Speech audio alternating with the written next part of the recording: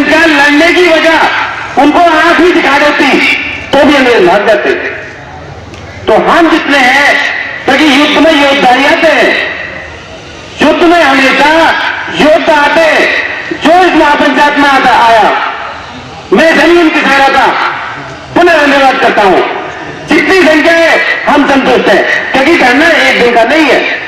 यह वास्तविकता है कि आपका नंबर 15 दिन नहीं आएगा, कल कोई दूसरे आएंगे, परसों कोई तीसरे आएंगे, इस तरीके से धरना चलेगा। लड़ाई जो है हमारे 5 मुद्दों में से सबसे अहम मुद्दा है लोकल फैक्ट्रियों में लोकल युवाओं को रोजगार।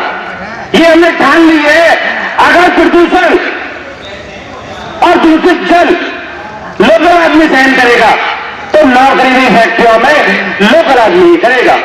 ये लड़ाई हमारी आज शुरू हुई है, आज इसकी नींव रखी गई है। ये लड़ाई तब तक रहेगी जब तक कंपनियों से लिखित रूप में ये आश्वासन, ये विश्वास के रूप में नहीं प्राप्त होता था कि लोकल जमीन पर अगर कंपनियां लोकल क्षेत्र में जमीन तय करती हैं तो लड़के भी योग्यता के अनुसार यही तय करे जाएंगे कंपनियों में काम करने के लिए। ये हमारी लड़ाई इन युवाओं का क्या होगा? इनकी जो जमीन है, जो किसानों की जमीन है, जिससे वे किसानी करते हैं, वो तो खाते हैं कंपनी। और मैं नहीं कहता वो खरीदती है, कब्जा करी जाता है जबरदस्ती किसानों की जमीन पर कब्जा करा जाता है। ऐसे पिछाने के दबाव में कोई भी 1 नंबर से 2 नंबर, 2 नंबर से 3 नंबर और चौथे नंबर पर उसको फाइनल करके उस जमीन को इस योग्य बना देते हैं कि कंपनी उससे खरीद लेती है। अभी एक कंपनी बन रही है मून वैली, उसमें 3 किसानों की जमीन ऐसी है जो मुकदमा भी जीत चुके हैं, लेकिन कंपनी उसको कब्जा नहीं दे रही। ये लड़ाई कोई एक आदमी की नहीं है, ये लड़ाई इस क्षेत्र की है। अगर ये क्षेत्र औद्योगिक क्षेत्र निर्धारित कर दिया गया है और फिर भी यहाँ के बच्चों को रोजगार नहीं है, तो इससे बड़ा दुर्भाग्य इस क्षेत्र का नहीं है। मैं कह रहा हूं कि सब कहते हैं कि इससे अच्छी सरकार नहीं आएगी, मैं भी कह रहा हूं, लेकिन मैं ये भी कहता हूं कि किसानों के जितने बुरे दिन आ जाए, इससे बड़े दिन किसी सरकार में नहीं आए। किसान हर जगह बैठता है, सड़क पर बैठा है, कहीं तहसील में बैठा है, कहीं थाने में बैठा है, लेकिन सुनवाई क्या होती है? कोई सुनवाई नहीं। उनको पता है किसान क्या है, आएगा 1 दिन बैठेगा, 2 दिन बैठेगा, 3 दिन बैठेगा, लेकिन हम याद दिलाते रहे ये धरना मेरठ की धरने को रिपीट करेगा।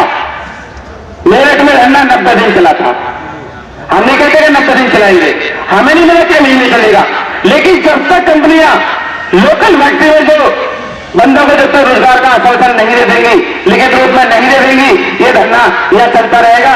धरने में संख्या 100 की हो, 200 की हो, 500 की हो, 50 की हो, वो मायने नहीं रखता।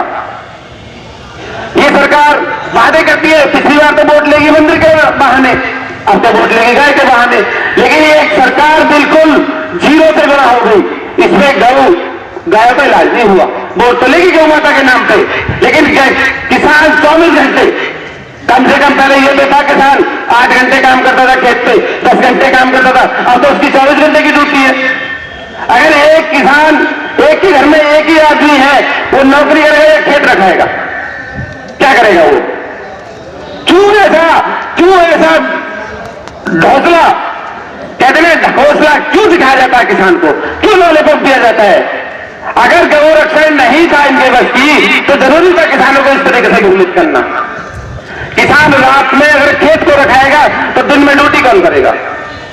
जमीन को तो खा जाएंगे सब कंपनी वाले, वो कहां रोजगार करने जाएगा? मुद्दे बहुत है, किसी भी मुद्दे को लेकर बैठोगे बहुत लंबी चर्चा होगी। किसान कहां से बचेगा?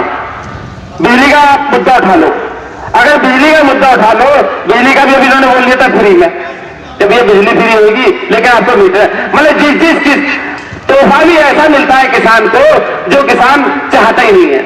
पहले तो 3 बिल करवा दिए जो किसान को जरूरत ही नहीं थी। दूसरा ये दे दिया, जो चुनाव लड़े थे तो इन्होंने ये कहा था कि अगर हमारी सरकार आती है तो हम बिजली फ्री देंगे, लेकिन बिजली तो फ्री दी नहीं, एक मीटर और थमा दिया, एक मीटर थमा दिया कि भैया आपको ये गिफ्ट दिया जाता है कि हमने आपको एक आश्वासन दिया था कि अगर हमारी सरकार आती है तो हम किसानों को बिजली फ्री देंगे। मतलब हर वो एक तोहफा जो किसान नहीं चाहता वो किसान और मजदूर को दिया जाता है।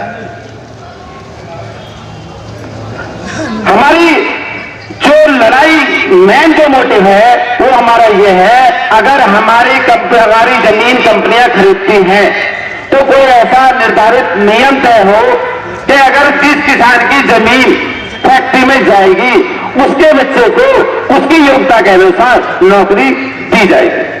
अन्यथा न तो किसान जमीन फेंके और न फिर साथ दबाव दिलाए कि आपको जमीन बेचनी ही पड़ेगी। इस किसान का क्या होगा? ये क्षेत्र पश्चिमी क्षेत्र कृषि के लिए सबसे योग्य माना जाता है। पता नहीं इनको कहां से औद्योगिकरण इसी क्षेत्र में नजर आ गया। बहुत अच्छी बात है, बहुत अच्छी बात है कि औद्योगिक क्षेत्र यहां है, लेकिन इसके बच्चों का क्या होगा? भाई जिस जमीन में किसान किसानी करके अपने घर का लालन पालन करता था, उस जमीन को तो खा गई फैक्ट्री, कुछ पैसा दिया और कुछ जबरन कब्जा ली। लेकिन उसके बच्चे क्या करेंगे? उनका लालन पालन कैसा होगा? मुद्दा इस बात का है कि हमारे बीच में युवा जिला अध्यक्ष आशु तोमर जी आ चुके हैं, उनका बहुत बहुत धन्यवाद पंचायत में। मुद्दा इस बात का है कि इन किसानों का होगा क्या? अगर किसान की एक दिन अगर किसान बैंक को लेकर चलते हैं, अगर किसान बैंक से लोन लेता है, अगर 365 से 366 दिन हो जाता है तो किसान पे 7% से 13% ज्यादा हो जाता है। लेकिन बिजली वालों का कुछ नहीं है। बिजली वालों की ड्यूटी 10 बजे से शुरू हो जाती है, लेकिन ये गांव में सुबह को 4 बजे पहुंच जाते, यानी पूरे गांव में बिजली वाले 4 बजे पहुंच जाते। अब इनसे पूछो कि इनकी ड्यूटी तो 10 बजे से, ये 4 बजे लेते क्या गांव में? तो ये जो भ्रष्टाचार है, इसे किसान को चूसने का भ्रष्टाचार है। किसान हर तरीके से इस सरकार में हर तरीके से मजबूर हो चुका है।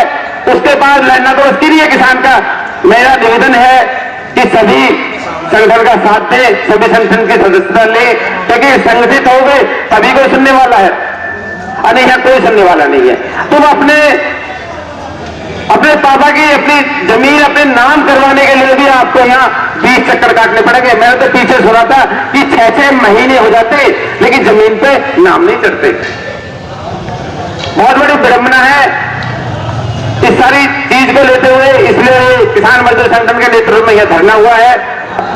इसे 5 मुद्दे हैं। सबसे पहला मुद्दा यही है कि लोकल फैक्ट्रियों में लोकल युवकों को रोजगार मिलना चाहिए।